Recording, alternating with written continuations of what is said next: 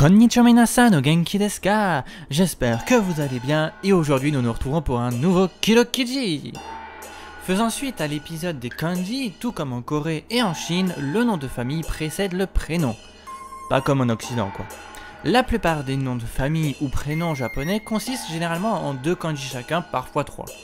Mais comment sont-ils assemblés et composés? Eh bien d'abord, intro.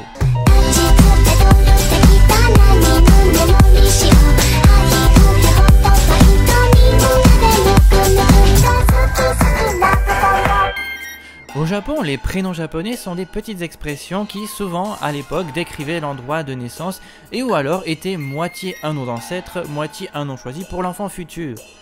Encore plus anciennement, au Japon d'Edo, de 1603 à 1868, et d'avant cette période même, les noms représentaient les nobles comme des petites expressions poétiques de la nature, souvent avec l'espoir de donner un destin et un caractère noble à l'enfant pour qu'il puisse faire de grandes choses. Et on n'oubliera pas les poètes et les moines qui se donnaient des noms souvent selon leur humeur, et les noms de famille n'étant pas de mise pour les classes inférieures avant l'époque Meiji, de 1868 à 1912. Mais pour en revenir à la composition, pour les noms de famille, ils ont souvent plusieurs sens, et pour connaître la signification exacte de ces kanji, il est nécessaire de se les faire écrire. Souvent les noms de famille japonais puisent leurs racines dans l'histoire de la famille tout simplement, ou des lieux géographiques comme je le disais au début. Il n'est donc pas rare de voir des noms de famille composés des mots montagne, yama, arbre, ki, rizière, ta, île, shima, village, mura, pont, hashi, milieu, naka, en dessous, shita, pain, matsu, etc. etc. Bref. Pour les prénoms, ils sont aujourd'hui choisis en fonction de leur signification et caractéristiques, la beauté, l'intelligence, la lumière, l'amour, etc. Parfois, il est aussi possible de trouver certains noms d'oiseaux d'ailleurs, de fleurs ou même de saisons.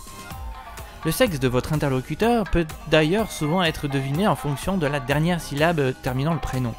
Les syllabes ro, shi, ya ou alors o n'indiqueront vraisemblablement que votre interlocuteur est un homme, tandis que les syllabes ko, mi et yo indiqueront vraisemblablement que votre interlocuteur est une interlocutrice. Et oh mon dieu que c'était compliqué à dire. Note importante, les prénoms étrangers ne s'écrivent pas avec des kanji administrativement, mais s'écrivent en katakana, bien qu'on puisse pour l'amusement trouver des kanji avec une prononciation la plus proche possible du prénom. Par exemple, on peut décliner mon prénom avec plusieurs kanji.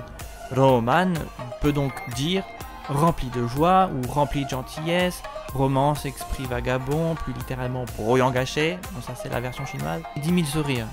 Et il y a plus de 1000 possibilités pour s'amuser comme ça, pour chaque prénom occidental. Plus qu'à choisir celui que vous préférez quoi. D'ailleurs, il est difficile de donner le sens précis d'un nom ou d'un prénom sans le voir écrit. En effet, les kanji qui composent le nom ou le prénom peuvent avoir, pour une même prononciation, de multiples significations. Certains noms de famille possèdent plusieurs orthographes en caractère chinois.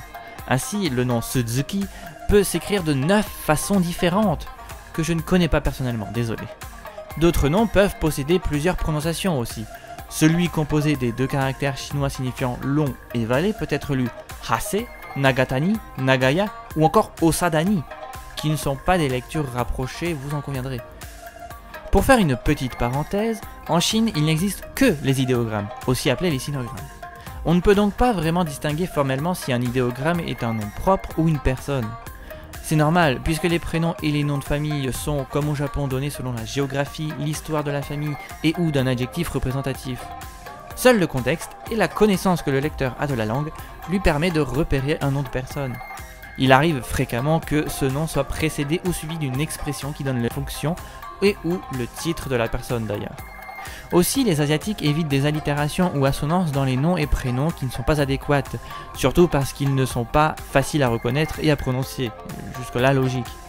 Pour les noms étrangers occidentaux, pour toutes les langues orientales, le premier problème qui se pose est celui de l'écriture de celui-ci. Quels idéogrammes choisir ? Comme on ne peut pas connaître soi-même toutes les origines étymologiques de tous les noms du monde entier, il ne reste plus que la transcription par rapport à la prononciation phonétique. Le second problème est que les noms sont parfois terminés ou composés avec 2 consonnes côte à côte, ce qui veut dire par exemple que le mot phonétiquement coupé en 2 en Occident sera coupé en 3, comme pour par exemple marque, qui sera découpé en Asie par ma-ru-ku. Maruke. Enfin, ça c'est pour un exemple en japonais bien sûr. Le troisième problème qui se pose est en effet la multitude d'idéogrammes qui existent et qui sont homophones, c'est-à-dire qui se prononcent pareil. Aussi, un nom occidental aura plus de signification et de retranscription possible en Asie que dans son pays d'origine, comme je vous le disais par rapport à mon prénom d'ailleurs. Conclusion ? Les prénoms et les noms de famille japonais sont une science historique à eux tout seuls, si on s'y penchait encore plus dans le détail. Science historique dans le fait qu'ils sont une précieuse aide pour retrouver les origines des personnes célèbres, d'ailleurs. En somme, un nom-prénom sino-japonais est comme un début de curriculum vitae. Voilà, cet épisode est déjà terminé, j'espère qu'il vous aura plu et vous en aura appris plus.